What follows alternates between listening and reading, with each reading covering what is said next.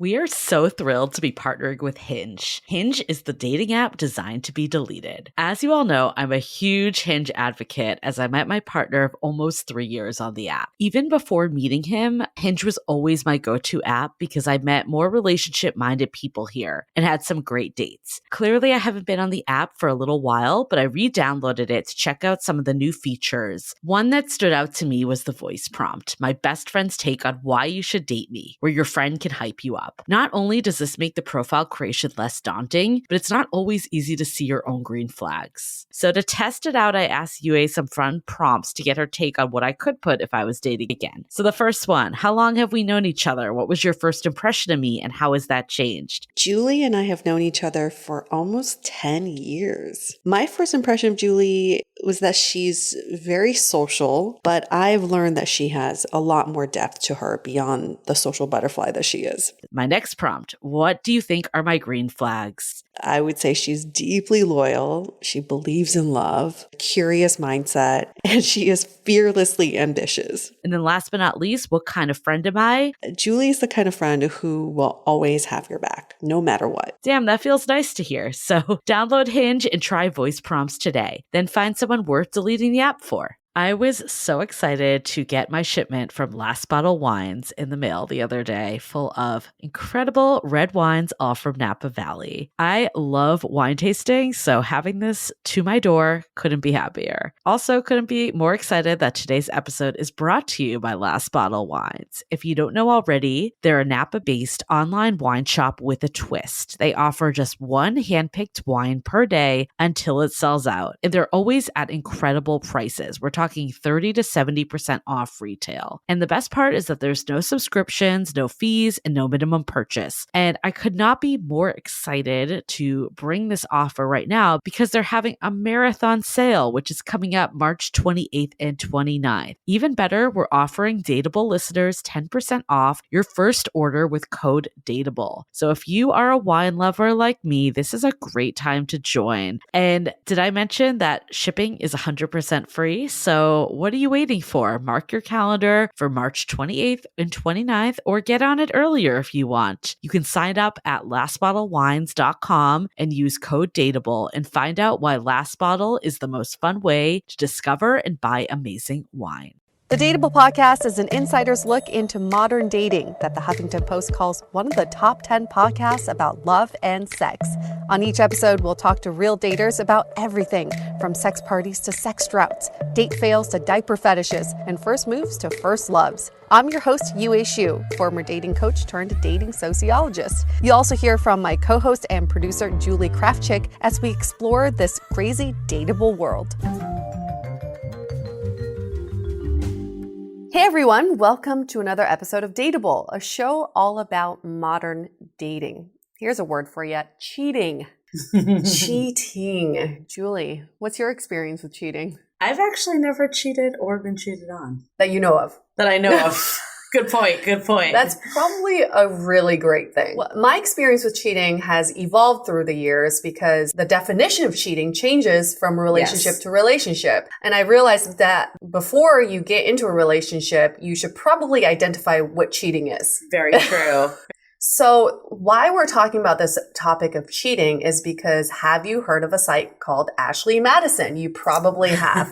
It's a dating site as well as an app dedicated to mostly married people who are looking for affairs.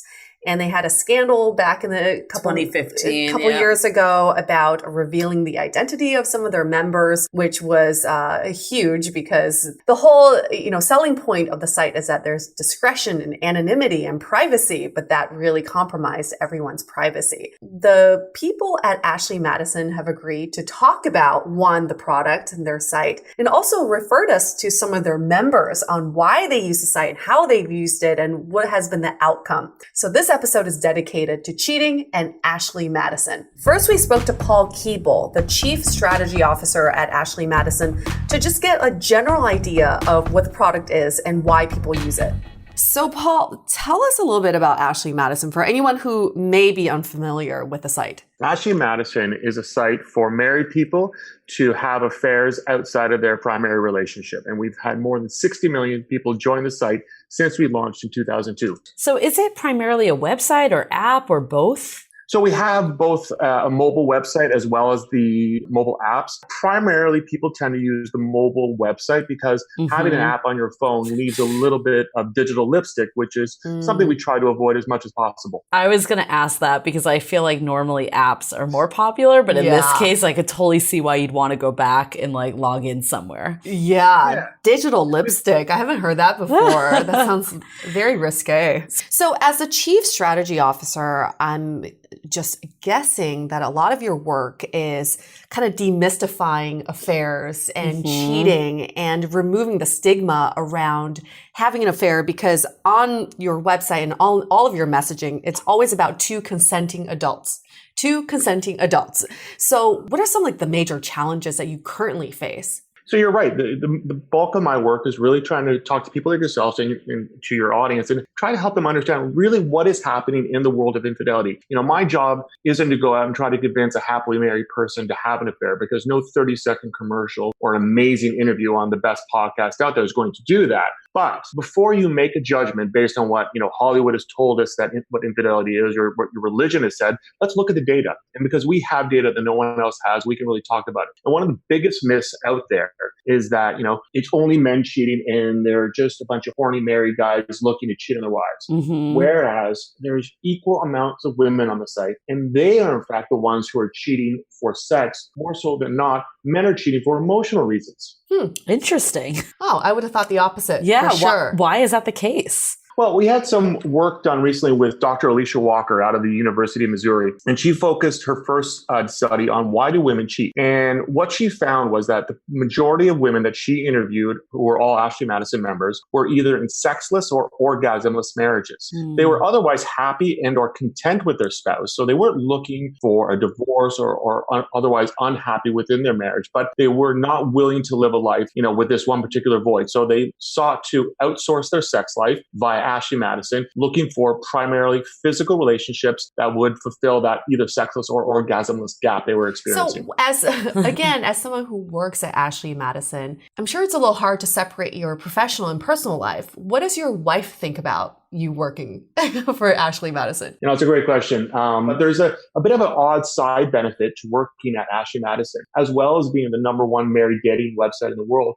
We're also, in essence, the best or the biggest marriage counseling service in the world. Because if you don't want your spouse to come to Ashley Madison, it's probably best to listen to why do people show up here so you can help avoid that. So I get to learn why all the different men and women come to Ashley Madison and hopefully learn a little bit about that and take that into my relationship to ensure that both of us have open communication, dialogue, and so there is no unmet need. So it seems like privacy and discretion are obviously big parts of Ashley Madison and why you would use a site like this over, say, like Tinder, where anyone can kind of see you on the site. I know a couple years ago, back in 2015, there was a scandal with Ashley Madison that some data was leaked through a hacking and exposing married cheaters kind of all over the world. How has Ashley Madison kind of come back from that, and what other ways are you guys taking precautions to keep that privacy? Obviously we had to take time and look at, what did we want to be as a company? Who did we want to be coming out of those events? Despite all the negative aspects of what occurred, we still had a core group of people who were coming to our website on a daily basis. Right now it's more than 20,000 people a day. But what we had to do to earn their trust back, rebuild the framework, was start from the beginning. What does security and privacy look like? Those are two different things. I like to tell people it's a bit of a Sisyphean task if you're into Greek mythology, because security is not something that you hit a checkbox and it's done. It's something we have to approach every day. So we have new technologies. We have a whole new security team. We also have the belief now that security is part and parcel of everyone's job here, from who's coming in the front door to who do we let have a profile on our membership. So I can't obviously give you the whole blueprint. What I can say is that we take it far more serious, and we have the right people in the right places to ensure that our members are getting what they want when they come to our site. Right. And then what are some of the ways the site is built to ensure privacy when you're using it? So obviously, with discretion being core to our experience, members have complete control over who they share their profile with, what images and what communications they have with them. So we have obviously what we call public photos. That might be your standard profile photo, but you can blur that, use lace masks to obscure, who you are. But on top of that, we have private showcase photos where you can put images that are going to be more personal to you that you might want to share with someone as you sort of build a rapport. And what we allow members to do is share those images via private key. And when they're finished, having conversations with that person, whether it moves on to the next stage or not, you can remove that key and take your photos back from the individual. And that allows a lot of personalization and control over the experience both men and women have at Ashley Madison. For a company where the tagline is life is short, have an affair, how do you navigate the criticism regarding this subject of morality? I think some people would argue, aren't you promoting affairs and infidelity when people could avoid that and just go to counseling before they have an affair? Well, I think that's a naive sort of viewpoint. As I sort of said earlier, we couldn't go out and convince someone to have an affair if they're in a happy marriage. That's not really what's occurring here. What we're trying to do is tell people, look, this is going to happen whether Ashley Madison exists or not, because I am fairly sure there were affairs prior to our existence. And if for whatever reason we were no longer to be around, it would still occur without us. But what we do know is that affairs can have negative consequences beyond just the implications to your immediate family. We saw the CEO of Intel was forced to step down from his job because he had a workplace affair years prior to being promoted. And while it was two consenting adults having that affair, the company was so scared of the implications of that, they forced him to step down. So we know that workplace affairs are not safe for work. Having an affair traditionally there is where it's been our biggest competitor, or sometimes with your neighbors or maybe a family member, sister-in-law, brother-in-law. And these all risk far more than having an affair with an anonymous married person who's outside of your social work spaces. So that's really what we're doing. If you're going to have an affair, do it better, have a successful affair, and don't get caught with Ashley Madison. And here's a funny conversation we had over the weekend. We were telling a friend of ours that we are going to interview people from Ashley Madison, and she's like, Ashley Madison exists? She's an actual person. And we're like, no, it's people who work for the company Ashley Madison. So I guess that brings up the question, where did the name come from? Why Ashley Madison? No, it's a great question. I think the founders were also under a few of the myths that people had about infidelity when they went about making the business, because in their own heads, they felt, we have to make this super female friendly in order to attract women to the site. Otherwise, we're not sure they're going to come here, because they were a bit under the belief that maybe women don't cheat as much as men. And so what they did is they chose two of the most popular baby names, 2001, which Ashley and Madison were two of them. And that became our branding. I wonder if there is someone else. I mean, I'm sure there's an Ashley Madison out there. Yeah. Probably a ton of them. I'm sure, hundreds of Ashley Madisons. I'm sure they get teased a lot.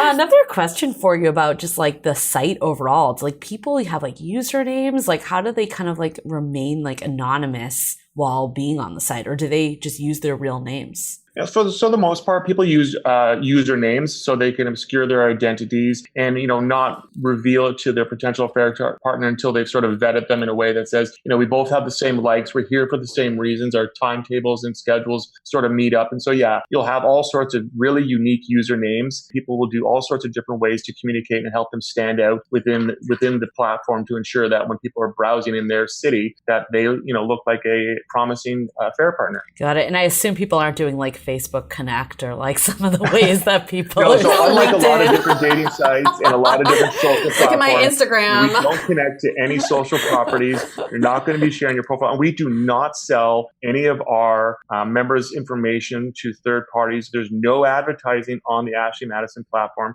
So, what you're getting is a really clean experience and allow you to focus on finding that potential partner. That's so fascinating because it's so opposite from any dating site where almost too much about someone. You can just Google them, but on Ashley Madison, you actually can't. Which brings up the question: has there ever been an occurrence where someone ended up chatting with their actual spouse? I've had that asked to me a lot of times over the years. I've never heard of that instance happening. I'm sure it's a remote possibility, but through the vetting process, most people would probably either get one or the other would get alerted to maybe there's an issue here, and they would step away. I have had people who've met and ended up becoming married via their relationship at Ashley Madison. Yeah, we're talking to one of them them later, Yes. a couple like That's that amazing. later. From working there all these years, what's kind of like the one thing that you've learned along the way or has surprised you? I was also under the belief that, men were going out to have sex for the purposes of sex. And so I found it really surprising that, women were, looking for very specific physical interactions with no emotional connections, complete opposite of what my belief was. And then just the diversity of people that show up at a place like Ashley Madison. I have had very high-ranking politicians, spouses show up on the site, and I've heard their stories. I've had people from all ranges of socioeconomic levels on the site, and their experiences, in the beginning, it shocked me because they were so different from what I've come to understand or believe. Now it doesn't surprise me, but it's vastly interesting every day to hear the stories from our members. Yeah, I think it just goes into the fact that there is no one image of someone who has affairs or cheats, because it could be anybody. Right. They come in all shapes and colors and sizes and all that. Absolutely.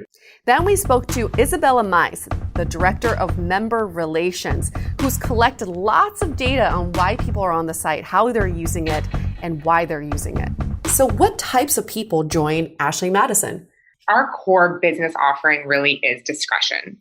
So that bright light of discretion really does attract a wide range of individuals. But I would say primarily, we are a married dating site. So it is typically our core constituency is, married person seeking another married. That being said, we obviously attract, different types. So we do have singles on our site, and they're looking for more of a casual setup, which is why they're looking for married people to date. There's not that expectation of something more. And then lastly, we have people who are looking for more open-minded dating experiences. So polyamory and that type of thing. So we actually have couples on the site together who are in an open relationship. And what is kind of like the split of like singles versus married people? I would say, again, we are primarily married dating. The majority of our members do fall into that category. And I would say age range is usually around 30 to 45 is where I see the biggest membership rate, especially who I talk to. So they are people that have lived a life. They are people that have realized that life is not the fairy tale they were sold. Marriage is not that fairy tale story. So they are looking for something very different than they were looking for earlier in their life. So let's say in their 20s, where they sort of believed in that grand ambition of love still. It's interesting you say that the majority are people who are in monogamous marriages and some are polyamorous. What would be the percentage makeup of the people who are in non-monogamous marriages? Difficult to say an exact percentage because, it's changing every day. But I would, again, say it's not the majority. We're a married dating site, first and foremost. But that said, people come on and off our site, and they come on and off at different life stages. So we might have someone that's come on while they're still married, and then a year in, maybe they've opened up their marriage, or maybe their partner knows now, or maybe they're now going through a separation. And so people come on and off, again, through those different life stages. But each step of the way, they are just looking for that discretion piece. And I think also to find someone that is like-minded, right? So we say all the time, we're probably one of the most honest, dating websites out there, which seems funny because we are an infidelity website.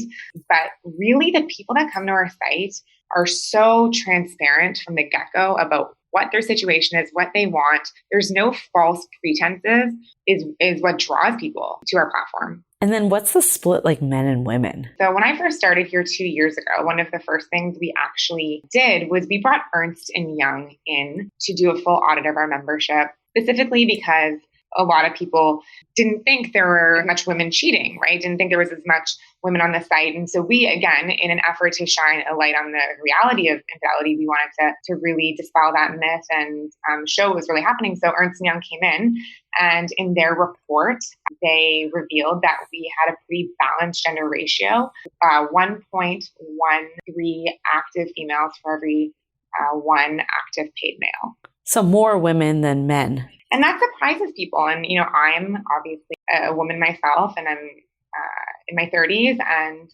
so I have not entered into marriage yet. But I think I definitely had some preconceived notions when starting this job. And I just thought men primarily cheated and women were primarily the ones getting cheated on. I've certainly come a long way in opening my eyes to the reality. And, we have women on here, and they're very, very direct about wanting sex, and they're very pragmatic in their approach of vetting sexual partners. Quite frankly, they report very little guilt for what they're doing. They feel entitled to having their sexual needs met.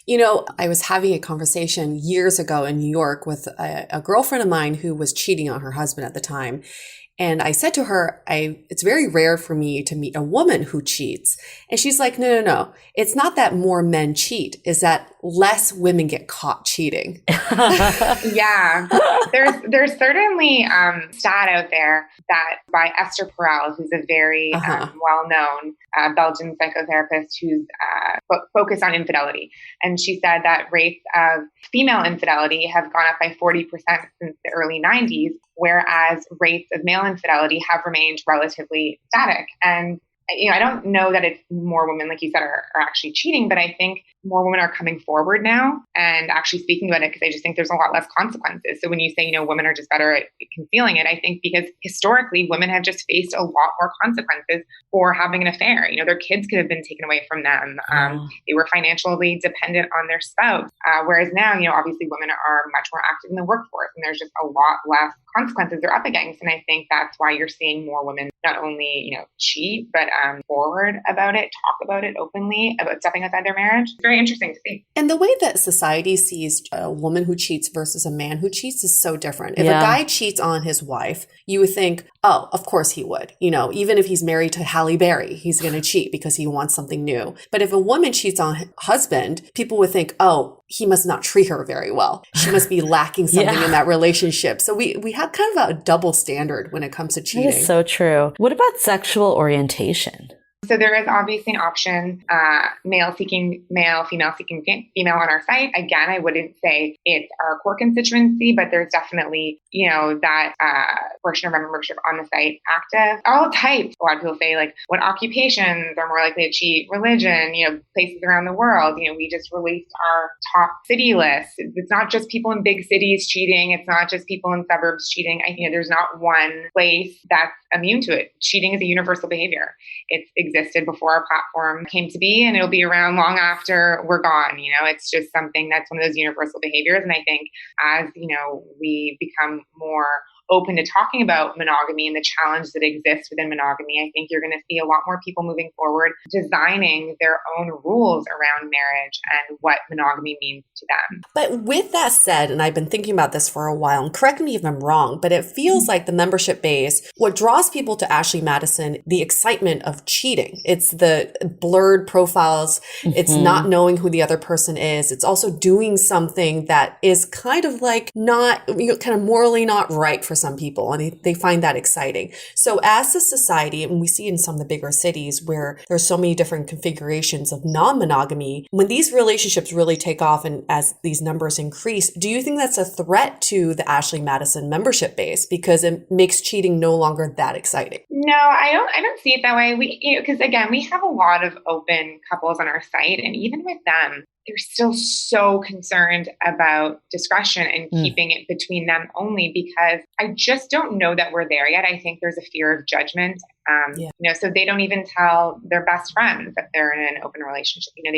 There's still a bit of a taboo around it. It's taboo. So I think people come for discretion, and I think there is still going to be value in discretion, even if there is more of a shift towards consensual non-monogamy. I could also see it being a place where others were looking to date you. If you go on Tinder and you're in a marriage or you're in a serious relationship, there might be people on there that aren't interested in that because they just want to meet someone else that's unattached. So if they come here, kind of by default, they're open. Right. If you're a married person going on a singles dating website, that invites a lot of potential problems. But again, you can just be who you are here. And it's a lot, I think people feel a lot more comfortable with that. And they know, lastly, that they're going to meet like-minded people. So people that are looking for the same type of thing that they're looking for. As someone single that isn't married right now, how has working at Ashley Madison kind of adapted your views on marriage?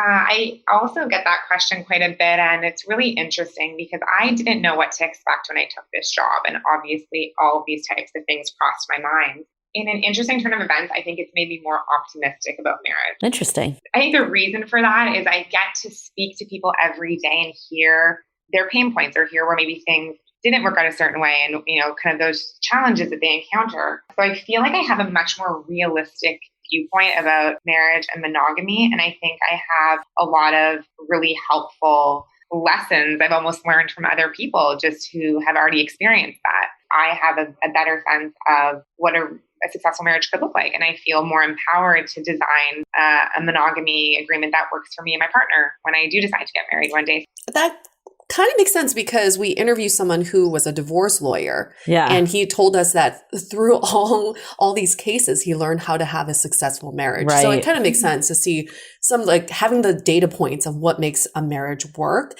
We're just playing around with a couple scenarios. Just quick question for you. Through all the data you gathered, has there ever been a scenario, I'm sure there has actually, but people ended up chatting with someone they already knew, like a neighbor or their kid's teacher? So I don't have any specific example I could point to based on my experience here. Not to say that that hasn't happened. I just couldn't really point to a specific example. And then what about, do you have any data around what percentage of people end up getting divorced or splitting up from their spouse? Unfortunately, we don't. There's really no way of us being able to get that type of information.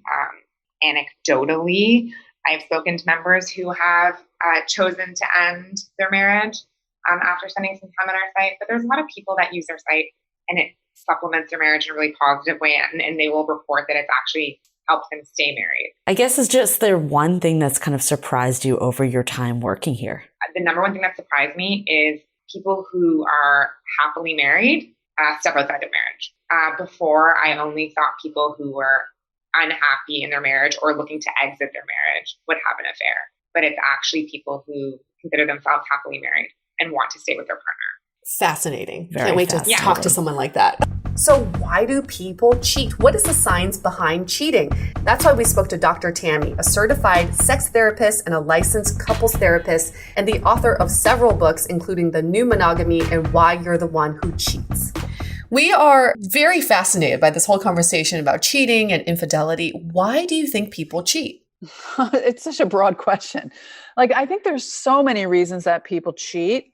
I kind of put them into a couple different categories. One, I think people cheat for what I call can opener affairs, which are a way to get out of a marriage or a committed partnership. So a can opener is sort of like, I really don't want to be married. I really don't want to be in this relationship, but I don't know how to get out. And so an affair seems a good way to blow the whole thing up.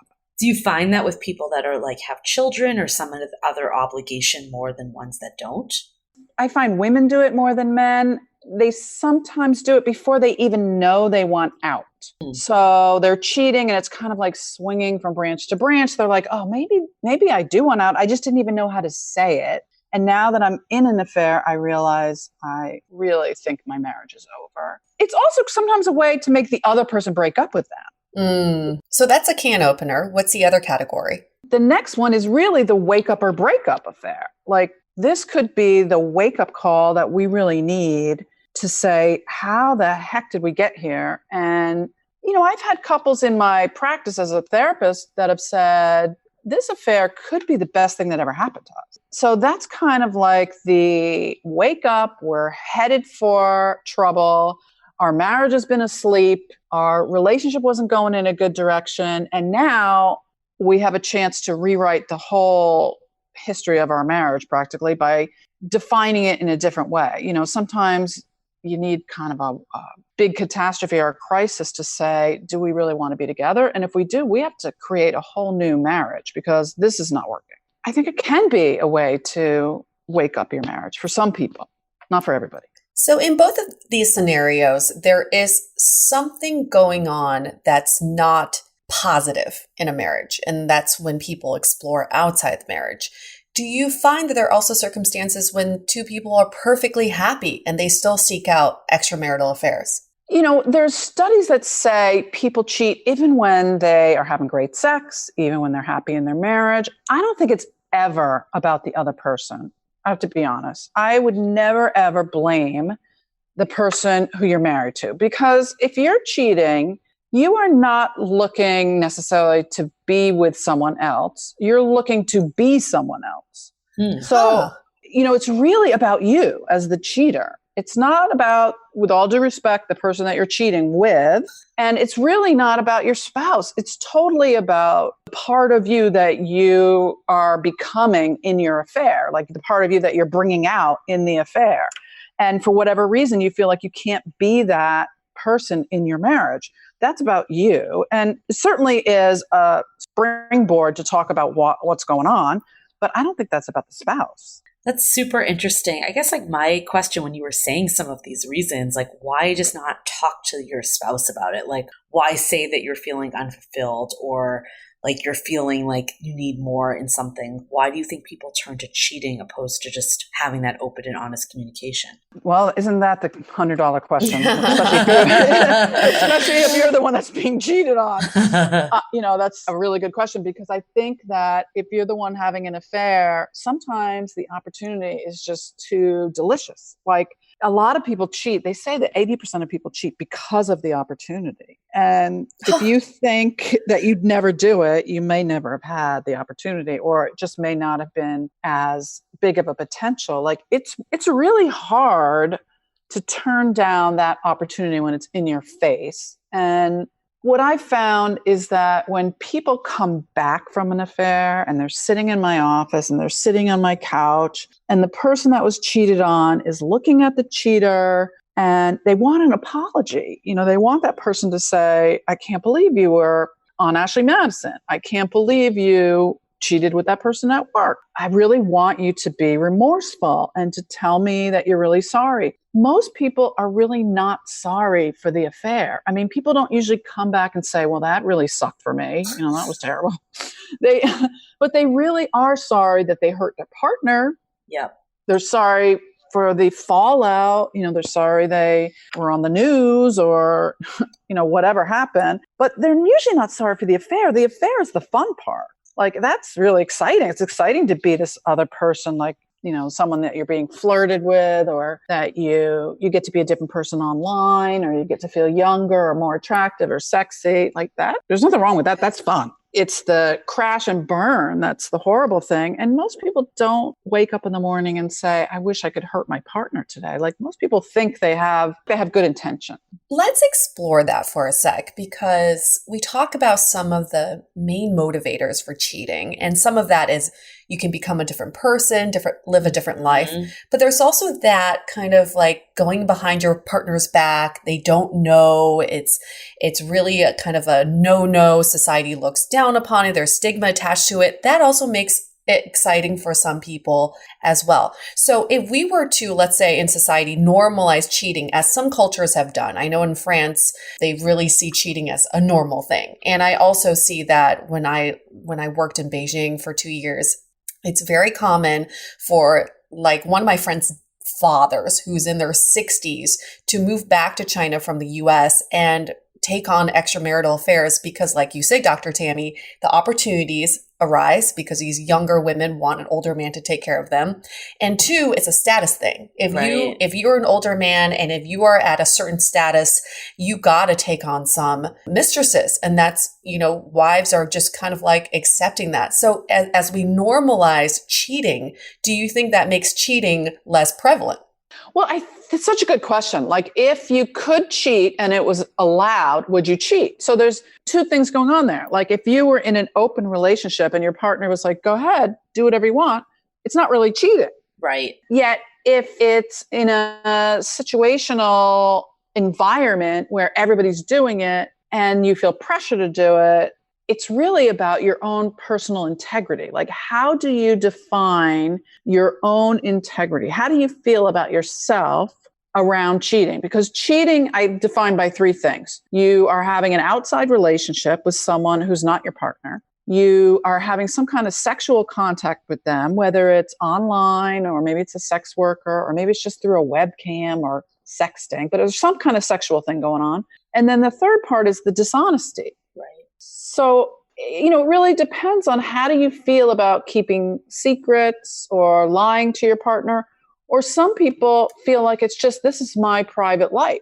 So there's a whole piece here that has to do with privacy versus secrecy. If you're in a culture that says, well, this is just my private self, it's a totally different thing than here in America where we're like, no, that's a lie.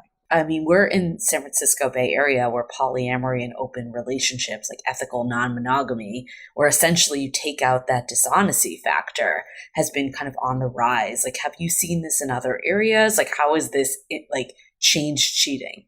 Well, I want to be clear that even if you're in a polyamorous relationship or consensual non-monogamy, you can still cheat. Yes, we've seen that. You can go out for coffee with someone who's not in your poly pod and not tell anybody, and that's a form of dishonesty. So you might be cheating on everybody. Like, you're just cheating on more people now. It's just cheating on a whole new level. Yeah, exactly. I mean, dishonesty is dishonesty. I think what we're really looking at today is a new kind of monogamy where you can have open sexual behaviors. You can look at porn together. You can have emotional affairs. You can sleep with other people. However you define your monogamy or your relationship or whatever you want to call it today. I mean, monogamy just means being married to one person. So you can define your open sexual behaviors or your relationship in any way you want. But once you go beyond that agreement, you have to re-up, like you got to redo. So I think the only thing that we can really look at as a baseline is honesty. Like, I think monogamy is a choice and you have to choose every day. And am I going to be monogamous today or not? Like, some days are much harder than others and some days suck and some days you don't do well, but you can choose. But that doesn't mean that you can't choose to be non-monogamous. You can choose to be in an open relationship. It is a choice you have to make every day. Like, you don't just choose once at the altar to be monogamous and it lasts forever. Just like you don't choose once to be non-monogamous. You have to re-up all the time. I mean, we renew our driver's license a couple times, every couple of years. That's a good point.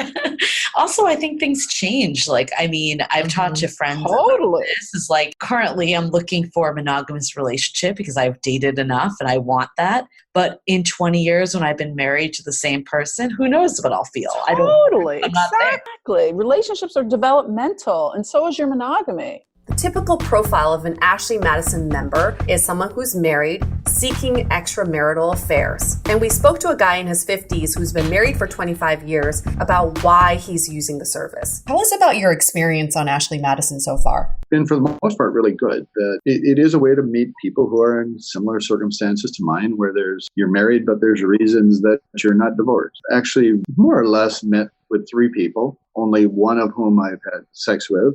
Actually, I've made a couple of nice friendships, and we swapped texts and emails, and, it's just a way to connect with people when you have odd circumstances, at least in my world. You are currently separated now, but while you started on Ashley Madison, you were still married. Why kind of go to Ashley Madison opposed to being separated? Both kind of were pretty close in the time frame. The fact is that because I'm separated but still married, it's not really easy to go out and date or anything under that scenario. So for me, they've kind of gone hand in hand. So once your marriage dissolves, do you think you would move off of Ashley Madison and go on to like a more mainstream dating site? Probably, if and when. I might. Actually, what surprised me most about Ashley Madison, I will say, is that from my experience, just a lot of people trying to figure out where they're at in life. I mean, we're just alone and in circumstances that don't make normal dating easy, and are just looking to connect with another person. And Ashley Madison is a unique platform for doing that. And I think there's an added layer to this in your introduction, your background. It says that your wife isn't interested in ending the marriage. So it sounds like you two are still kind of figuring out your own marriage on top of, you having affairs on Ashley Madison. I mean, I'm very clear that I thought, actually, if I took it slow and took my time and, let her get used to the idea of divorcing, that she would come around. But she's just threatened to make the experience just horrible for my kids and me. And with that said, I'm not willing to spend all the moments of my life alone either. And you're currently in a relationship with someone you met off of Ashley Madison who is married but has no plans of getting a divorce. How is that relationship working out? Actually, dating, whatever you call it, I guess it's dating for 8 months, maybe now, something like that. 9 months. And then we text a lot. We get together, several times a month, and going really well, I think, for both of us. I mean, there's the odd question that always lies out there. If we both got divorced, would we actually, still want to spend time together? Or was it more convenient because of Ashley Madison? And I actually don't know how to answer that question. Got it. And you mentioned that there were a lot of people you met up with that you didn't have sex with and you just kind of met for companionship. I could definitely see that being actually a draw there too, if people, like you mentioned, are kind of in the same situations that with an unfulfilling marriage or whatever it may be. Can you kind of describe some of those situations a little more? Sure. So one of them is a woman who's maybe, I would say she's 10 years younger than I am and has a couple of young kids at home. Again, she's very described it as a, sexless, touchless marriage. But on the other hand, it's not as though she fights for their husband. They make really good roommates is how she's described it. And they have 2 young kids. And so there's the financial incentive of staying married. Right. There's the child rearing together incentive for her. But she's just so lonely. We've just sort of our stories about how we got here and text and talks every once in a while. But I don't think at this point she's at all interested in anything physical. She just really needs someone, that she can talk about this with. Because right. It's almost like a support group because you're all on this platform for similar reasons. So it's almost like you have that empathy built in already. Right. Have you ever met someone from Ashley Madison who was perfectly happy in their marriage? I have not. I mean, you kind of read that in some profiles and you get the sense that for some people, it really is just about, they're just looking for more physical connection with people and their marriage is just great. I mean, you certainly see that in profile. I guess that's not what I'm interested in. To be honest, if I really just wanted to go find a whole bunch of sex, I mean, there's bars. There's Tinder for that. Right. Like you kind of want to, or you want to seek out someone that has a similar experience, it sounds like.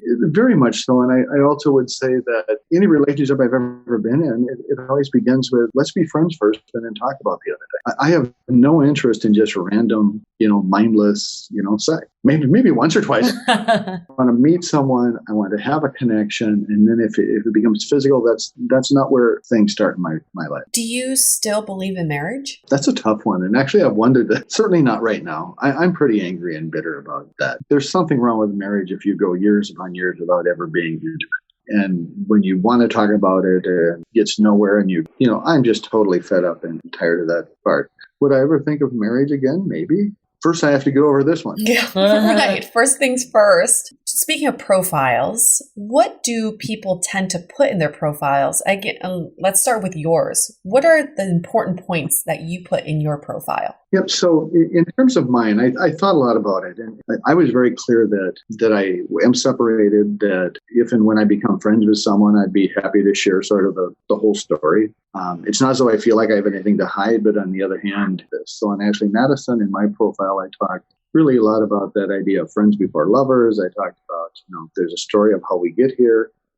I share a little bit of my story, kind of a hint so that maybe people get the sense that it's genuine, because I think that's what a lot of people on Ashley Madison are looking for, is just a real story with a real person. And then for me, part of the playfulness is I do like to write like sappy romantic poetry. And so and I like to give long back rubs. And so I talk about, kind of that part of it too. So for anyone who's never been on Ashley Madison, what does a typical profile look like? What are the standard questions? I'm thinking for any other dating site, it would be your age, your height, your occupation, a little bio about yourself, and also what you're looking for. Relationship, just a hookup, you're looking for a long-term monogamous marriage, whatever that may be. What does a typical profile look like? It's time to take a quick break and talk about your mental health. Do you feel like there's something preventing you from achieving happiness? Now with BetterHelp, you can experience online counseling and connect with professional, credible, and compassionate counselors in a safe and private online environment. BetterHelp's counselors specialize in depression, relationships, trauma, and many other areas. Everything stays confidential, and you can always change your counselor. With over 3,000 U.S. licensed therapists across all 50 states, and your choice of communication modes, including text, chat, phone, and video, BetterHelp makes it easier for you to find help. And we generally think of therapy as costly, but BetterHelp is truly an affordable option. For Dateable listeners only, get 10% off your first month with discount code DATEABLE. You can get started today. Just go to betterhelp.com/dateable, fill out a simple questionnaire to help assess your needs, and get matched with a counselor you'll love. Again, that's betterhelp.com/dateable and use the code DATEABLE for 10% off your first month. Now back to the show. What does a typical profile look like? So it's a lot of the same types of things. So it's certainly age, and it's weight, actually, height. Weight. And then there's sort of what type of connection are you looking for? So like, male to male, male to female, doesn't matter. Those types of questions are on there. A bunch of boxes you check in terms of, are you interested in one night stands or fulfilling fantasies, or, I think skinny dipping is one. They're just, some of them are playful and some of them are kind of real serious guides in terms of where you're going. And then there's a section where you tell someone about yourself. I would say 70% of the people don't even bother to fill that out. You look at just like on other dating sites too. Basically, and the vast majority of people don't put pictures, but some do. And then there's a private key exchange. So if you really want to exchange with pictures, most people have some pictures they'll only release to you if they, get some reason to trust you. So you swap a couple of messages, and then you say, hey, do you want to share pictures, standing on a mountainside hiking, or you can send a picture of you naked. I mean, Have you ever come across someone you know? No, I have not. Okay, that's probably a good thing. That would be very awkward. And all the profile pictures are blurred out. Well, not all of them. I mean, you can put a non-blurred out one, but I would say 90+% of them are blurred out. Yes. There's also a section which I find very interesting for single people on Ashley Madison. I think are your only options on there. So they're not like a separated box. I think they should have one. It's not like in a relationship either. It's like married. They're on there looking for, basically Mr. Right, which I always find that wouldn't be the first place I think of going to look. No. And have you chatted with someone who's single? Yeah, actually I have, but just a couple of times. And it was just, I don't know if they knew what they were looking for. The person was kind of confused, I think. And then there clearly are some of the single people are looking for, sugar baby type arrangements as well. That's also pretty clear from some. I'm in my 50s and I'm getting messaged by people, who are 22. Oh. And it's like, no, thank you. But they're not super interested in a long-term relationship, and that's not who I'd want a long-term relationship with anyway. That probably happens on Tinder too. Yeah, I'm sure. It happens on every dating site. I mean, it happens on Craigslist. Right. So, Not anymore. Misconnections is gone.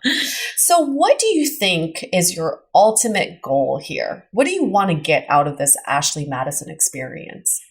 I'd been in a marriage. I hadn't had intimacy in a very long time.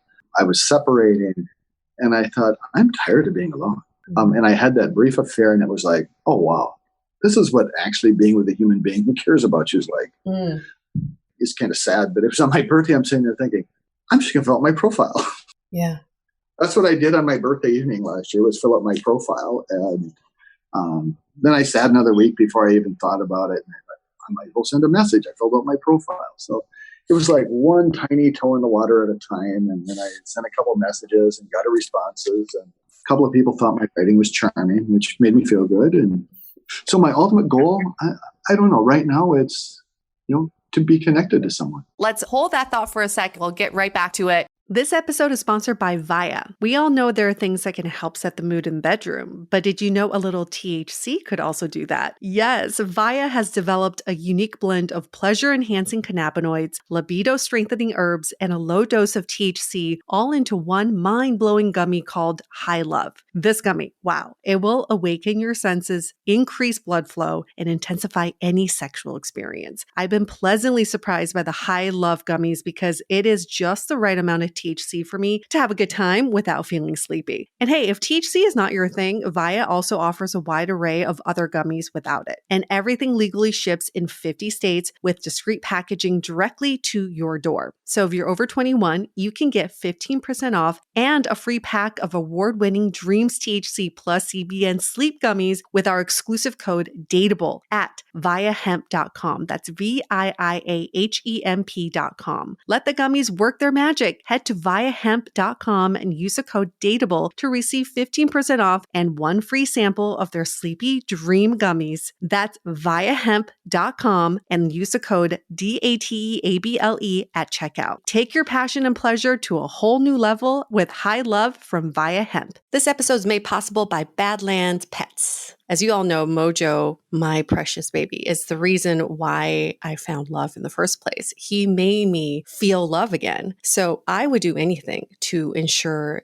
his health and longevity. And actress Katherine Heigl and I have that in common. She's helped save over 16,000 dogs through her foundation. And after doing a ton of research, she feels there's one place we can look to improve any dog's health, and that's their food. So fortunately, she found that just by adding a few special superfoods to her dog's food, she saw huge transformations in their health. So she's made a 20-minute video explaining step by step how anyone can do the same thing to see incredible changes in their dog's health. I've definitely re-looked at what I'm feeding Mojo and making sure that, hey, he only has one life to live, and I want to make sure it's the best damn life. So if you want to keep your dog healthy and happy, go to badlandsfood.com/dateable and watch Catherine's video right now. Again, that's badlandsfood.com/dateable. As you know, I recently left my corporate job and I've been in total recovery mode, all about self-care. One of my new routines is the nighttime shower before bed. There's just something about washing away the day and that reflection that's been super helpful for me. I've been using one of our partners, Osea's Mega Moisture Duo. This combo body oil and body lotion are so freaking incredible. It literally feels like I'm at a spa. I realized that the secret is seaweed and other skin level ingredients that are normally reserved for face products. And that's why I was so excited when Osea became one of our partners. And, you know, we're so grateful for partners like this because one, they keep the show going, but they're also super good for all of our listeners and for our own well-being. So if you want to have that nighttime bliss like I am doing, you can get 10% off your first order site-wide with code DATEABLE at oseamalibu.com. You'll get free samples with every order and free shipping on orders over $60. So head to oseamalibu.com and use the code DATEABLE for 10% off. Let us know which products you end up going with. Share them in social. Super excited to see what you end up choosing. To feel that human connection. Yeah. Just to feel connected, to have a friend, but a friend where, you know, touch is part of the story. Out of curiosity, who in your life knows that you're currently using Ashley Madison?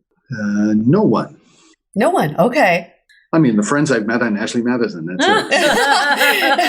Other than Ashley Madison herself, what is the best case scenario for you? I'm thinking of a few possible options. Let's say your current wife comes to you and says, I'm willing to go to therapy. I'm willing to change and become a new me. So our relationship is renewed. Or she grants you this divorce and then you can go on and find someone else who has a stronger connection. Yep. So she's done the first thing. Oh, okay. I mean, she come back repeatedly and said, we should just go back to counseling. I am so done with that relationship that's not an option. She wants it to be, and it's not an option for me. I'm just done with that. And so either I'm just going to move ahead with the divorce or I'll stay separated for a while longer and then I'll move ahead with the divorce. And then, yes, I'll find a connection with someone else. Will I do it on Madison? I don't know. But it sure has been, a really nice part of helping me sort of come to terms with where I'm at in life right now, I must say. So, but I also think I've sort of used Ashley Madison on my term. I took, like I said, one toe at a time in the water, and I thought about what I want, what type of person I want to meet. I'm not messaging, dozens upon dozens of people. I've been really selective in the people I've connected with. And it's only, like I said, it's only been a handful of people that I've really had any ongoing connection. But it's been a really nice part of just finding peace in my world. So then we spoke to this woman who is married and she's having a secret affair with someone she met off of Ashley Madison. And we were curious to know, what is the expected outcome? Tell us about why you joined Ashley Madison in the first place. Ashley Madison was a site for married people, and I was a married woman. So it made sense to reach out to people in the same position as I'm in and need the same anonymity that I needed. And what made you seek out a site like this? I was lonely. I was sad. I was not getting the attention I wanted or deserved. That was easy. I wanted someone to talk dirty to. I wanted to feel sexy. I wanted to feel like a woman. I wanted to feel attractive. You're still currently married, correct? I was going to say I'm in a much different position in my marriage now than I was when I even started this. How so? Interesting. How has it changed? Well, I've confronted my spouse, told him what I want, how I'm feeling, asked him to start to live life in a different way with me. So I wouldn't have done that without all of this. And what was the result of that? Well, right now, the result is we're waiting 6 months to see where our relationship goes. What was going on in your relationship when you first joined Ashley Madison, and what has kind of been resolved throughout this time? We were not speaking. We were not intimate. We were not, it was 6 years of no communication, sadness, hurt, resentment. It was just not a happy place. How long were you guys married before this? We've been married for 14 years. Wow. We've been together for 22 years. Oh my goodness. Wow. That's a really long time. Yeah. And I love him dearly, but he wants to live a different life than I do. I want experience. I want passion. I want adventure. I want people. He doesn't. So that's tricky. But why not just end the marriage if he wasn't giving you what you wanted? Why go on a site like Ashley Madison? It's about the contact in the moment. Like you're home alone, you're sad, you want someone to talk to. And I've got this beautiful phone sitting right in front of me that is giving me an opportunity to do just that. Why wouldn't I? I brought positivity into my life by doing this. I brought love. I brought passion. I brought beauty. I brought so many wonderful experiences into my life by doing this. So, and now my marriage is now having a chance to move forward, whether it's a separation or not. I am on a path of movement. I'm not stuck anymore. I'm not stagnant. And in the 6 months of this trial period, you're currently having an affair with someone you met on Ashley Madison, correct? Yes. And what do you think is going to happen with this affair in the next 6 months? Oh gosh, I have no idea. Anything could happen. But I care about this person so very much. And he's a huge part of my life and always will be, because we have grown together through this as well and shared so much. That's the thing. He's there to do the same thing I am. Someone to talk dirty to, but you also want a connection with this person as well. If you're like us, that's what we wanted from it. So that's why we bonded so easily. And have you played around with the idea of leaving your current partner for your affair partner? Option isn't there for me on his side. So no, I've never even, but do I fantasize about living with him? Well, all the time.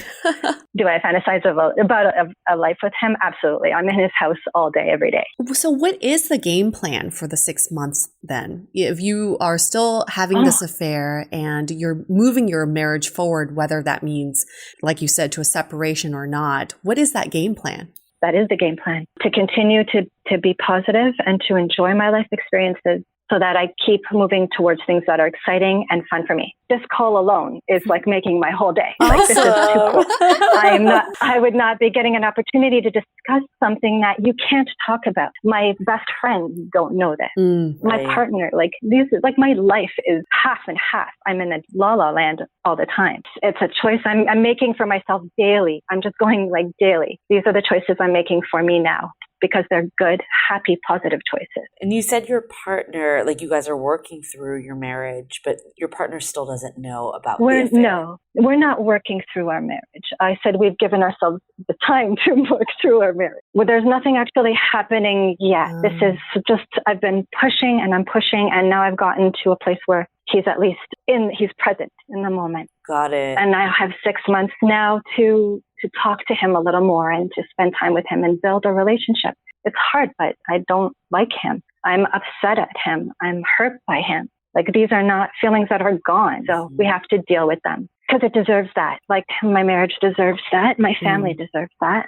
So 6 months to come to peace with probably the end of your marriage, I would assume. Possibly from my perspective, definitely. I've been working towards my feelings towards this for a long time. He hasn't. So I'm just giving him some time to listen and to see if he wants to try things differently with me, be a little wilder, a little crazier, and start living life. And then maybe I wouldn't need the attention elsewhere, because that's the truth of it. When you went on that first date from Ashley Madison, after being married to someone for so long and knowing this person for most of your life, it sounds like, what was that first date like? What were you feeling? Oh my gosh.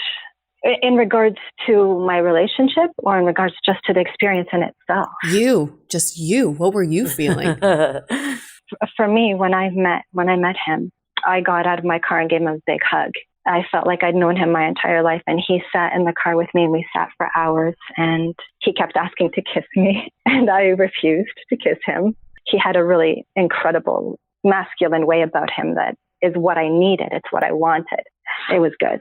And we just sat in the car and talked that was our first date. And the next time I met him in a hotel room. Had you had an affair before joining Ashley Madison? No. So this is your first time going outside of your marriage and meeting other men. Yes. Were you scared? No. I've said it and a lot of women saying it. I hit 40 and I started looking at my life thinking, okay, next 20, next 40, what am I doing? 40 is a long time. I've done a lot in 40 years. I can do a hell of a lot more in the next 40. Living this 9-to-5 life and it's just every day you do the same thing. I don't believe in that. How old were you when you met your husband? I was 19 years old. Oh, wow. So you basically have been together your entire lives. And I guess that history is also what's keeping that glue together. You have this sort of 100%. History and foundation. It's hard to let that person go, even though you may not want to be romantically involved with them anymore. So if and when your marriage ends, do you think you would come off of Ashley Madison and maybe try a mainstream dating site? Absolutely, yes.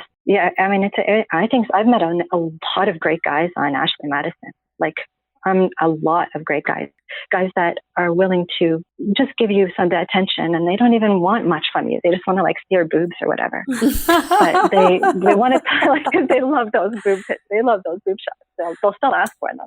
I like that because I don't mind that. It's pushed me out of my comfort zone too. I am attractive. I want to be seen. Tell us about some of the guys that you've met. What are kind of been their stories? I've actually met a lot of single guys on there, which is kind of weird. There's a lot of single guys looking for married women. Why do you think that's the case? They don't have to commit to anything they think. Have you gone on dates with the single men or mostly other married men? I've only seen one man in person. Talked to lots of guys online, but I've only met one in person. Got it. And that's the one that you're having the affair with now. Correct. Yeah. What do you fantasize about on a daily basis now? What do you find yourself just dozing off and kind of thinking about? I'd like this is ultimate for me, to have my partner be someone comfortable in being open with me. Like, I would love to stay married to my husband, but to explore other people. And that's just not understood by society as something that's okay. So I fantasize about being with a lot of people on a daily basis. Oh, so for you, best case scenario is you stay married to your current husband, but then you have an open marriage. I wouldn't want to consider it open, but yes, because I'd want him to be a part of it. But if he doesn't want to be, that's his choice. Got it. And do you have children? Yes, I have 2 boys. So what is stopping you from pursuing this ultimate dream? Is it the societal pressures and stigmas attached to it? I think I'm quite involved in this world of adultery, right? I think we should see society's idea of marriage. We're changing. Things aren't the way they used to be. We don't live the way we used to. We can do things differently. And I do think that more marriages can actually and will start to lean towards an open concept. I do. I think getting married to someone who you want to have kids with and build a family with can be different than the person that you want to fuck every week. Different than the person you want to go out dancing with. Yep. Someone who you want to go play tennis with. Like, there's a million people out there who do different things. And why do we have to be limited? Why can't we have it all? Is your husband open to the idea of having an open marriage? Not at the moment, I don't think. But we haven't discussed it again. And what do you think his concerns are? He's not a chatty man, so I have to pull teeth to get whatever is in him out. He's a very sweet, he's a very, very kind, very gentle man. And if I can make him comfortable with me and these choices, great. If not, I'm inevitably headed towards a certain path in life. Like, it will include other people. So whether he knows about it or not is going to be up to whether he can handle it or not. Right. Is he aware of you being on Ashley Madison? No. How would he react if he did find out? Oh my God, he'd be devastated. He'd be totally heartbroken. He'd be very upset. And that's the shitty thing about this, is to make myself happy, to feel what I'm feeling. to feel alive again, so, is devastating to someone else. That's not fair. Do you think about that often? Like Of course, all the time. how do you balance the two? It's the feelings that I get. There's certain connections that you make with people that bring out your best. And that for me is worth everything. It's worth everything. I don't think there's anything else worth achieving in life than that feeling right there. It's hard. The first time you slept with someone other than your husband, tell us about that experience. What was going through your mind? I couldn't believe, I was like, am I really doing this? Am I really doing this? Oh my God, I'm doing this. I'm doing this. Oh my God, this is happening, is what went through my head. I went to a hotel room to see a man. We talked dirty to each other. So I knew what I was walking into. And he's not just, we don't just have sex. He gives me freedom. He gives me a space to let loose and be free and do things I could never do with anybody else. I was happy to ride that train. Literally and figuratively. What is some advice you would give to someone who may be in a similar married situation as you? Someone who's been with their partner for most of their life. They've known each other since they were basically kids, and now they're feeling lonely in their marriage. What would you advise them to do? You have to know what you want. Is it just someone to talk to? Is it someone to have sex with? You have to know what you want when you're going into these relationships. You have to be so careful. You can easily be misled by people wanting to, take things from you or whatever, right? Not everybody's good. So you have to go in, know what you want, be smart, and I would say take the chance. People getting married off of Ashley Madison? Yes, it is possible. We spoke to a couple who had met each other on Ashley Madison, ended up leaving their ex-partners and marrying each other. Here's how they're using the site. Tell us, what were your motivations for joining Ashley Madison in the first place? Well, in the first place, we were both, well, I'm going to speak for myself. I was in a very challenging marriage, and it was sexless. It was not a good marriage whatsoever. I was talking to a friend of mine, a platonic female friend, who I told her this situation about my marriage, and she said, you need to find yourself a girlfriend. I thought about it for a week or two, and I thought, she's absolutely right. So that's when I learned about Ashley Madison and decided to be a member. So for me, way back in the day, I was married, and my ex-husband I found that he was on Ashley Madison. Oh, wait, how did you find that out? Well, we shared a computer. Oh. The back in the days of the old desktops, and I was on, I don't remember why, but on there, and found that there was this link to, that was in the history. I don't think I was snooping, but it was just like, what's this? So I clicked on it. And I remember him talking about it because he was a huge Howard Stern listener, and they were advertising on Howard Stern. And so I remember this is the dating site. Like, what are you doing on that? Oh, I'm just checking it out. I'm like, At this point in time, our marriage was largely sexless. And I'm like, well, what do you want a dating site for? Like, I'm married. So, he wasn't just checking it out. I'm not that dumb. So I was like, maybe I can get some action myself on here. So did you tell him that you were joining too, or did you just do it? Oh, no. How long were you using the site before you met each other? I think it was about 2 years before. Oh, so quite a while. I've had two relationships in that time, and they were very good relationships for me. They really gave me some confidence that I was lacking going into that, and I think it was confidence I was lacking because of the state of my marriage. I was on only for like a few weeks, I think. Oh, you were fresh. Well, sorry, that was the second time, right? Like the first time I was on for, I don't remember how long, and met somebody and had an affair with them for 3-4 years and was off of it for a long time. At the end of my previous marriage, I got back on. Then we met pretty quickly. So you two are married now. What made you decide to leave your partners at the time and to marry each other? Well, we were both in very challenging situations. We were both heading towards separation. And really, it was just serendipitous that we happened to meet each other at that time in our lives when we were going our own separate ways in our marriages. So it wasn't because of each other that we separated from our spouses, but, they were just bad relationships. It just so happened the timing worked out really well. Why not end the relationship and then seek out a new partner? Why did you kind of like decide to pursue finding a new partner at the same time? Well, I wasn't looking for a new partner as a life partner. I was looking for someone to satisfy my sexual needs in a sexless marriage. And so I wasn't looking for anyone permanently. It was really just an affair I was looking for. It just happened that, we found each other and things clicked beyond what a normal affair would. And, we're happily ever after sort of thing. I'm just curious, at what point does an affair turn into a relationship? Do you remember that moment when you thought, actually, this is more than just an affair?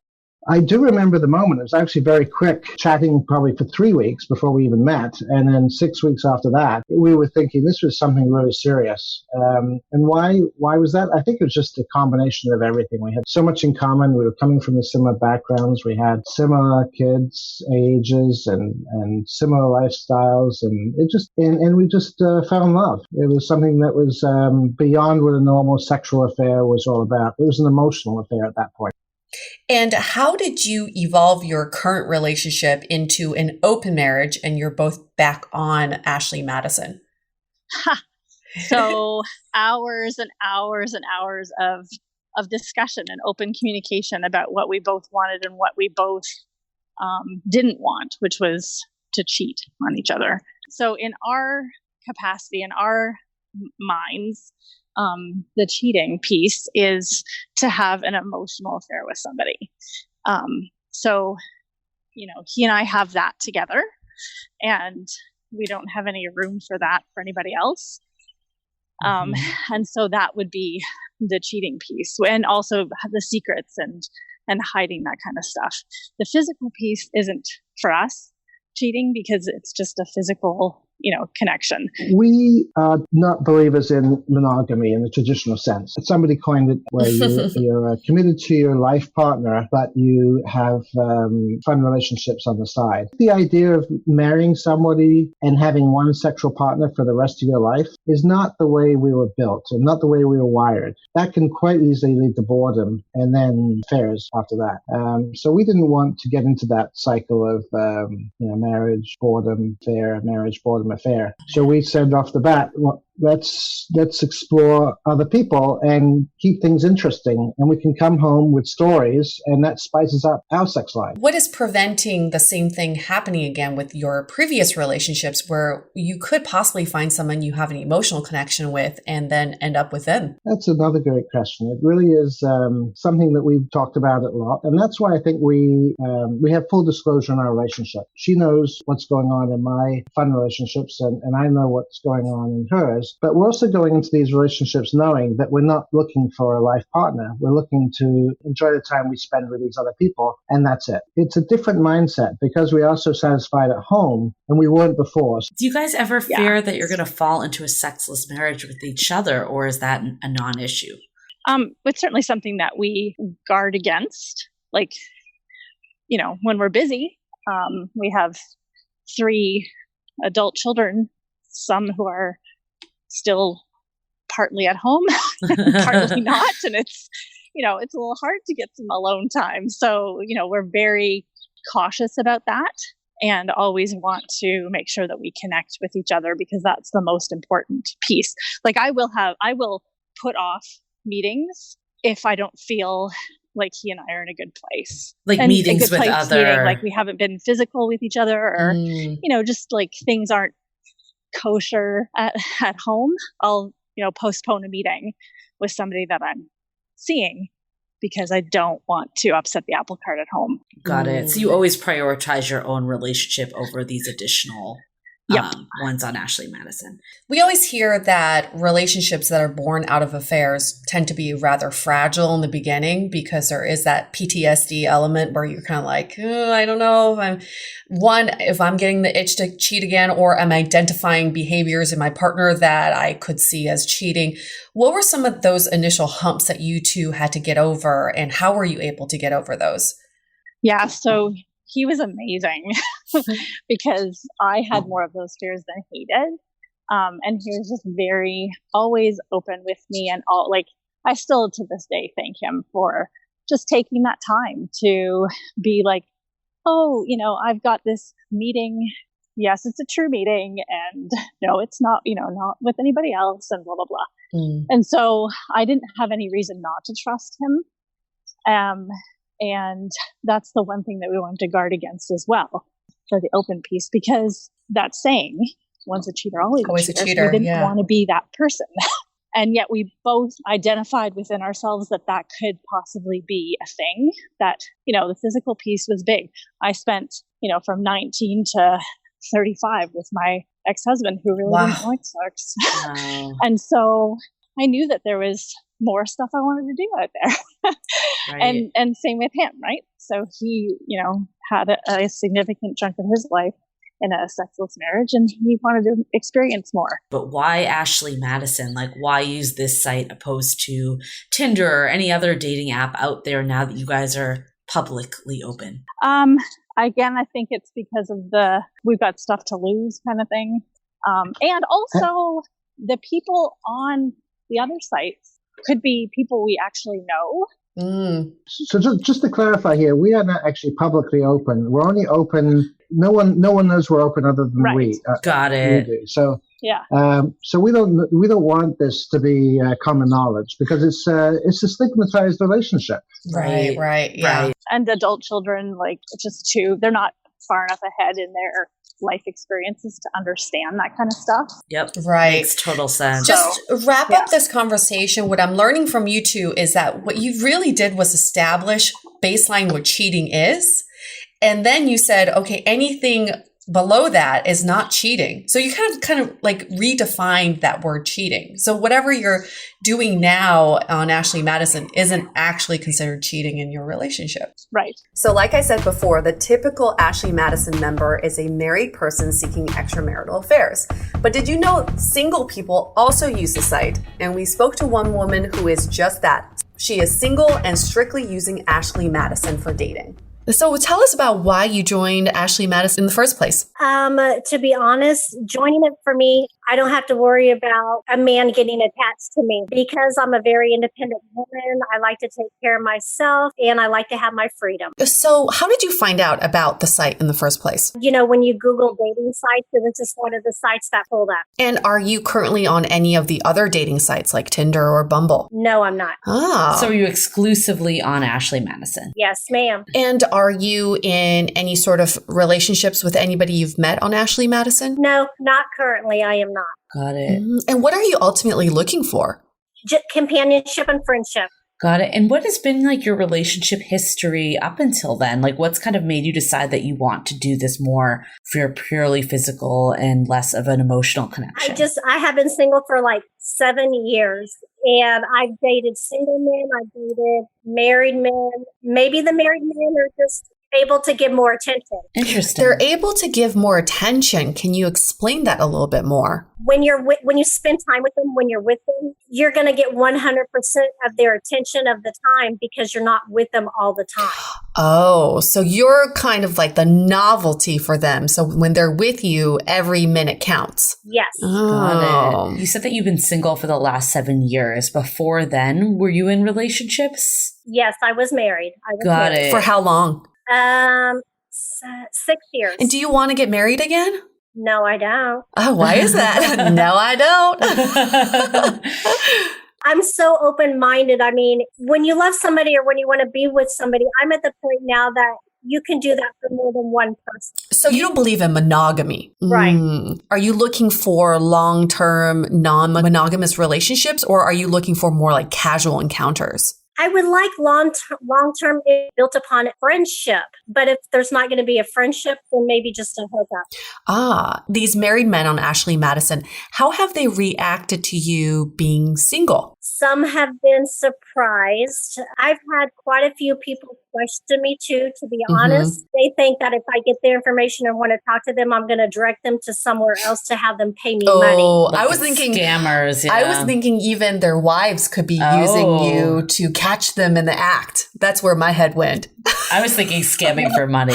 But they're all scams. So then they probably ask for some sort of justification, like, you're single, why are you on Ashley Madison? What's sort of your standard answer to them? Yes, I get asked that quite a lot. And I tell them, I like my freedom. I like to be able to go out, maybe have dinner, hook up, have a good time. And then after that, not worry about any attachments or them to try to be with me. They have their own life and I have my own life. Got it. And do you have children? Yes, I do. Now, to be fair, just because a man is married doesn't mean that he won't get attached. We've also interviewed some people who've gotten married off of Ashley Madison. So do you actually vet them for that? If you feel like they're looking for something more serious, do you end your conversations with them? Yes, because it needs to be talked about. Yeah. I tell them that this is not what I'm looking for. Like, if this is what you're wanting to do, then you need to go, somewhere else, because I'm not there in my life. So in the very beginning, I tell them that, yes, I'm not looking for anything serious. This is just, we're going to meet and become friends. Uh-huh. And you say friends a lot. Are you looking more for the companionship or for the sex, or both? I'm going to say both, but to be honest, the companionship is a little bit more. How long have you been on Ashley Madison? I've only been on it for about 3 months. Okay, only 3 months. And how long have you been separated or divorced from your husband? 9 years. Okay, so a decent amount of time. So do you think this is sort of like the lifestyle you want to sustain for a long time, or is this something that you're just trying out short term? If I'm okay with it and if I'm meeting people and there's not any problems, then I'm going to continue it. Mm-hmm. Do people in your life know that you're on Ashley Madison? No, nobody knows. Why hide it from them, since you're not like hiding it from a spouse or anything? No. I like to try to hide it from my son. Got it. I wouldn't want my son to know about it. Got it. So do you share it with friends or no, because of your son? I've only shared it with one friend. Got it. If you were on like Tinder, for example, would you also hide that because of your son, or would you be more open to sharing that? I would be more open. Have you ever encountered someone maybe like a neighbor or a former coworker? No, not yet. I mean, I say not yet, but no, I haven't. Got it. What do you like the best about the site? With Ashley Madison, I feel as though it's like there's an understanding. You already go there knowing exactly what it is, what lines are going to be crossed and what lines are not going to be. What is it like being the other woman? What is that feeling like? I try not to think about it, to be honest. I'm not trying to jeopardize. I'm not even trying to get in that level. I'm just trying to maybe talk to somebody, maybe have some sex, and that'll be it. It's like the less that I know about them and their life, then I don't have to think about it. That sounds very transactional. Yeah? Get in, get out. Yeah. Also kind of empowering. Yeah. Did you have any affairs when you were married, or is this kind of a first time thing post-divorce? No. Also, I have been in the swinger lifestyle, so that made me more open-minded to the sexual part of doing this with married men. Do you remember a pivotal moment or something may have happened for you to think, you know what, I'm going to date married men? What do you remember that moment? Kind of. Basically what it is, you get that attraction. And I guess it's being selfish, but it's like, I feel it and I know he's feeling it. I mean, you just act upon it without thinking about it. And what is it like for married men to have an affair with a single woman? Have they disclosed any of that to you? Like, what is the benefit they're getting? I mean, they're just getting sex. They're not getting their needs met at home. Mm-hmm. Is that what you commonly hear? Is that they're in sexless marriages? They're at a point where they don't want to be with their wives all the time, and that's why they're going on dates with you? Yeah, that's about 95% of what I hear. What's the other 5%? Yeah. Okay, so the 95% is about the sex. The 5% is they just want somebody to talk to. Oh, yeah. The companionship, the connection. Yeah. Do you think that they're also in sexless marriages, that other 5%? Yes. So it's like 100%. They're all in sexless marriages. At least from the people you've talked to. That's a common denominator. I would assume that at some point you probably turn into almost like a therapist for some of them too. Have you found that to be true? Yeah, I try. I mean, I'll listen to them. I don't want to get involved, but I mean, if they're going to talk to me, I'm going to listen. Right. Yeah. Where do you usually meet for your rendezvous? I usually go like to a coffee shop, Starbucks. That's just the first meeting. And then after the second meeting, then we'll go to a hotel. Okay, usually at a hotel then. Do you ever invite them over to your home? No, I don't like people knowing where I live. And do you ever tell them your real name? Once in a blue moon, but not, no, I really don't. I don't like people knowing where I work at, where I live, or my real name. Got it. It's almost like the opposite of dating where you have that date talk on a first date. You know, you want to get to know everything about that person. But for you, it's like, no. Nothing. Nothing. I don't want to know anything. Let's get to the good stuff. Let's get to the sex. It's only been 3 months, but what's been one of the most memorable experiences you've had from the site? I get a lot of messages. I get a lot of mail, maybe just like all the compliments that they give me. And I don't want to say that I don't enjoy it, but sometimes it's kind of overwhelming. But that's just one of the memorable experiences because I'm getting a lot of messages. Have you ever tried like a Match.com or eHarmony before? Oh my God, years ago. Okay. Years ago. And wasn't that kind of your experience too? Just being bombarded with messages? Yes, it was. Okay, so this is just across the board. Is it different on Ashley Madison or is it similar to that? It's different. Ashley Madison is more sexual. Yeah, that's what I was going to guess. I wanted to. Right, because it's more acceptable to have a more aggressive first message. Yeah. Is there a particular fantasy that you're hoping to fulfill through being a member of Ashley Madison? I want the men to be enjoying themselves, to have a good time, and to make them happy when they're with me. You know, that's all I want. Single people out there who may be curious about joining the site, if you were to give them some advice on how to start and things to watch out for, what would you say to them? I think you have to be mature about it, to know what you're getting yourself into, because there might be a bad situation. It can turn around and be fun. You can have a good time and meet a lot of men that want to spend time with you, you know? So with all those stories, all those perspectives, we've heard the whole spectrum of why people cheat, why people use Ashley Madison, what they're hoping to get out of it. What are some of our takeaways, Julie? There's so much.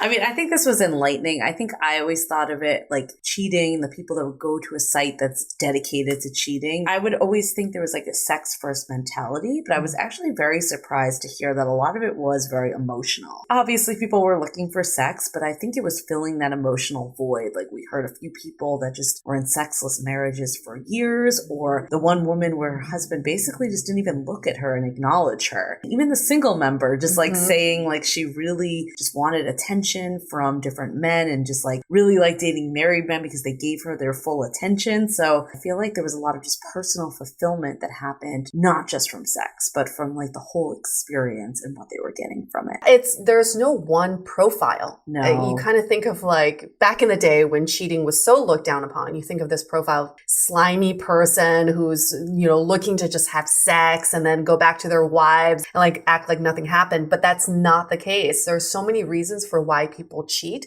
but kind of the common denominator seems to be just overall dissatisfaction in their marriages, in their relationships. The loneliness while you're in a relationship just boggles my mind. I've been there. It's the worst place to be.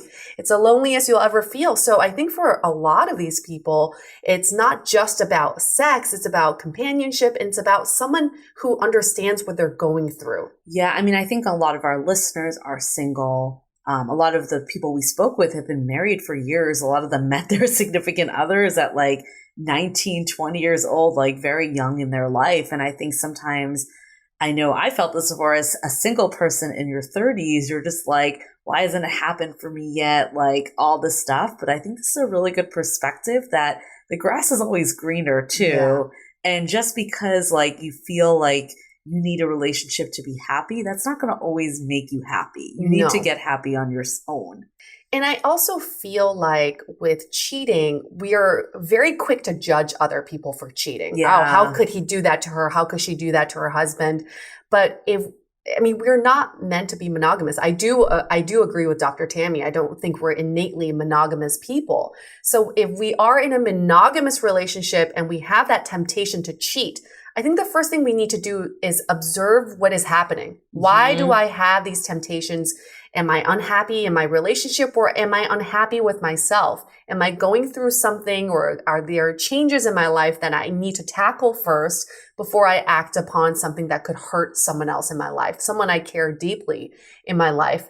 And the second takeaway I have is you really have to be on the same page with what cheating is. You and your partner, you can't just expect them to know what you think is cheating because you haven't communicated that. I remember my ex-boyfriend and he really didn't think being on a dating app and actively speaking to women was cheating. He thought it was purely platonic and it was fun to get attention from women. To me, it really hurt me because I felt like in my eyes, that was cheating. So two people have to get on the same page at the very beginning of a relationship. And I think the very third takeaway I have is relationships are constantly evolving and there's no black and white. It's not like if I cheat on my husband, that marriage is over. Right. Sometimes we do things to test the relationship in our own mind, change it to have it evolve and see what works for us. And every configuration is different. Everybody's relationship is different. So you just have to find out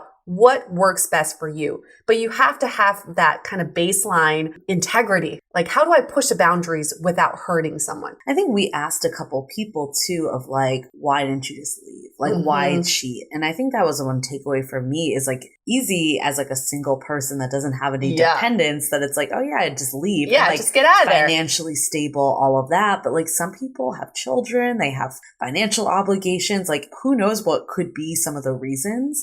But it's not just all about them and what's best for them. Like they're thinking of a greater good too. Right. And I think there was a comment that was made too. It's like, yeah, it's really hard to find someone that does check all the boxes. Like is a good roommate, is a good father or mother, like sexual and someone that like shows you affection. So like I can't really judge because I haven't been with someone for 20 years. Like I don't know what that's going to be like because I'm not there yet. So I think to your point about like it's easy to judge people. It's like when we heard these stories of just going home and feeling so lonely, it's like that's not what you would stereotypically think of when you think of cheating, the person that would cheat. Right. And just for the record, I do not promote cheating. I don't think it's best for anybody's relationship, but I do believe that you have to be in a mindset that whoever you find outside of your relationship is not necessarily better than your partner. Maybe they add to your relationship. And that's when you open up your relationship or marriage, and that's not cheating. I'm cheating because I think there's someone better out there for me. That's probably the most dangerous place to be. Right. Like you said, the grass may not be greener. You can't look for someone else to save your relationship. But if you're thinking this is a way to add flavor into my relationship and it makes me love my partner more, then the polyamorous or open relationship route is what you should think about exploring. Well, I think that's really good to bring up too, is we've actually had this discussion outside of Ashley Madison, but it just feels like this day and age, there's less cheating going on of our generation. And I think a lot of the people we spoke to were a generation above us.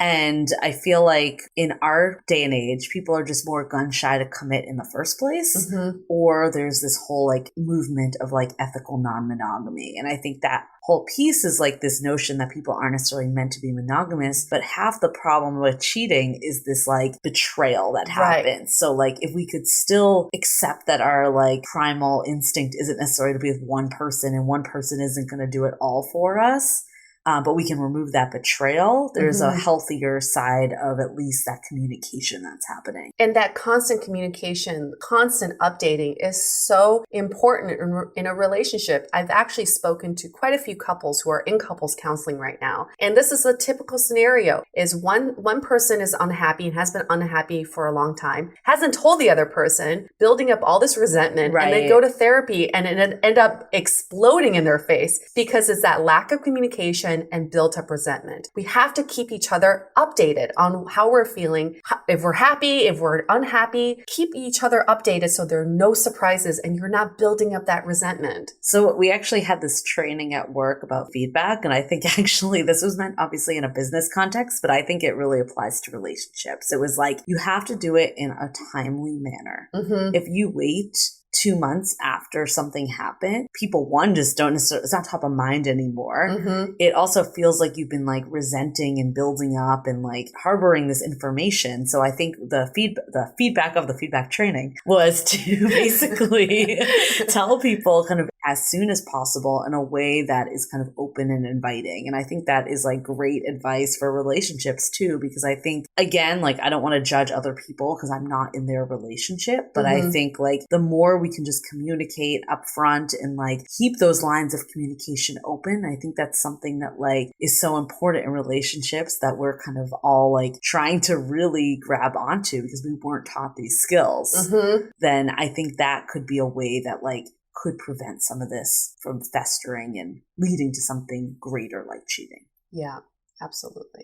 End of the day, you do you. Judgment free. Judgment free. You find out what works best for you because you know yourself the best. Right. I think that's one thing. There's no shortage of options these days. So that's for sure. So many different ways of doing a relationship. Cool. All right. We'll wrap this up. It's been a great conversation. Thank you to the people at Ashley Madison for finding us these members and for openly talking about their experiences. If you have your own personal experience with cheating, we love to have you as a guest on our show. As you heard from many of the guests that we had on this episode, they felt like there was no open forum to talk about this topic. And that's probably why it becomes even more stigmatized because there's like mystery built around it. If we have a more open forum, maybe there'll be less cheating and more communication. With that said, we'll wrap this up. Stay dateable.